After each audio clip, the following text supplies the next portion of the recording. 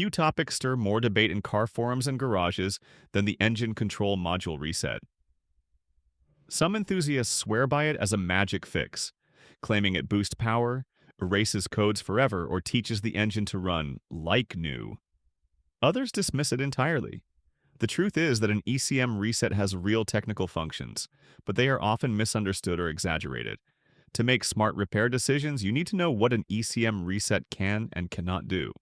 One of the most common myths is that resetting the ECM reprograms the car to factory settings. In reality, an ECM reset only clears volatile memory, such as adaptive trims and fuel.air adjustments. It does not rewrite permanent maps or calibration files, which remain untouched in non-volatile memory.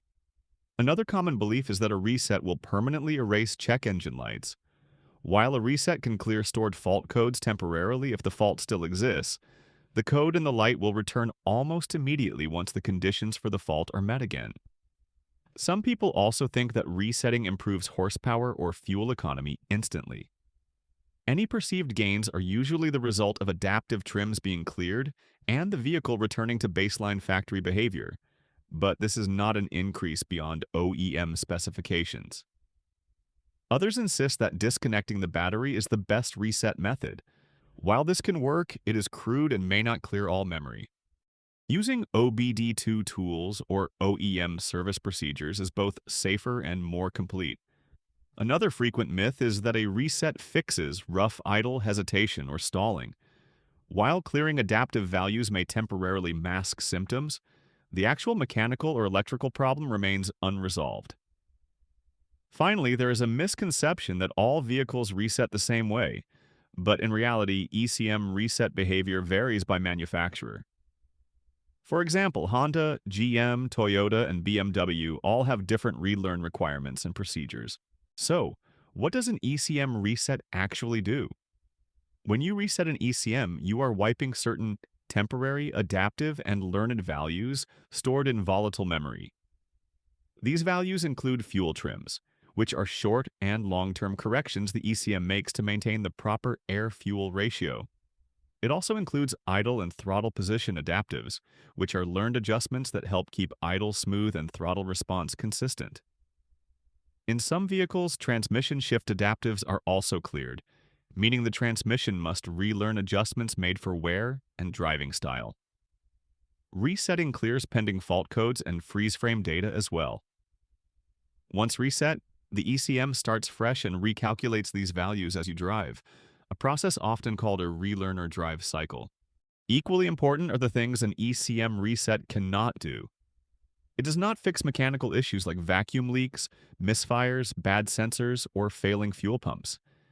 It does not permanently erase fault codes if the underlying problem still exists.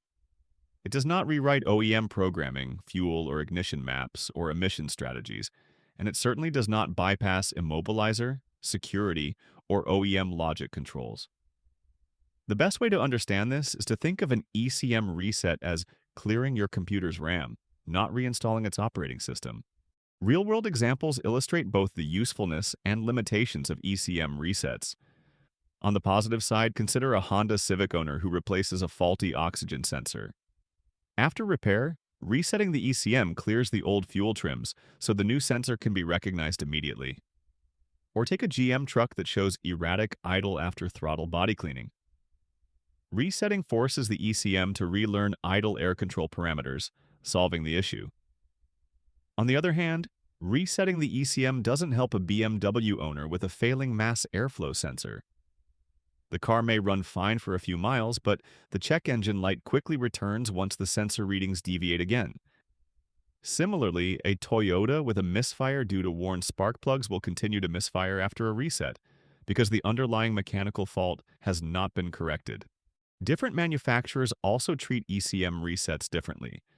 For example, Honda and Acura often require an idle or throttle relearn after a reset, and failing to perform it may result in rough idle. GM vehicles allow ECM and transmission adaptives to be cleared separately using a scan tool. Toyota and Lexus models will clear long-term fuel trims after a reset, but may require multiple drive cycles for readiness monitors to complete. BMW and Mini vehicles often need OEM-level software such as ISTA to perform a full reset, since generic OBD2 tools may not access all adaptive memories. Ford models with drive-by-wire throttles often require a throttle body relearn procedure after battery disconnect or reset. Performing an ECM reset safely is best done using an OBD2 scanner rather than disconnecting the battery. With a scanner, you connect the tool, select Clear Codes, or Reset ECM site ECU adaptives. Turn the ignition off for 10 to 30 seconds, restart the vehicle, and then follow the manufacturer's drive cycle procedure for relearn. The alternative battery disconnect method involves turning off the ignition, disconnecting the negative battery terminal for 15 to 30 minutes, reconnecting the battery, starting the engine, and then allowing idle stabilization before driving normally to complete relearn. However, caution is important. Resetting repeatedly without addressing the root cause only delays proper diagnostics. Some vehicles may also lose radio presets, clock settings, or even security immobilizer data after a full reset. Practical advice for DIYers and technicians is straightforward. Use a quality OBD2 scanner rather than just disconnecting the battery. Perform a reset after repairs involving sensors, throttle body cleaning, or air fuel system components. Follow OEM drive cycle instructions to ensure readiness monitors reset properly, especially before emissions testing. Most importantly, do not rely on resets to fix ongoing issues. Instead, diagnose the root cause using live data, fuel trim analysis, and component testing. In conclusion, an ECM reset is a tool, not a cure-all. It clears adaptive memory and fault codes, giving the ECM a clean slate to relearn operating parameters, but it does not reprogram the engine, magically restore performance, or fix broken components. The key takeaway is to use ECM resets wisely, after repairs, during diagnostics, or when relearns are necessary. But remember that the real solution always lies in identifying and correcting the underlying issue, not just wiping the slate clean.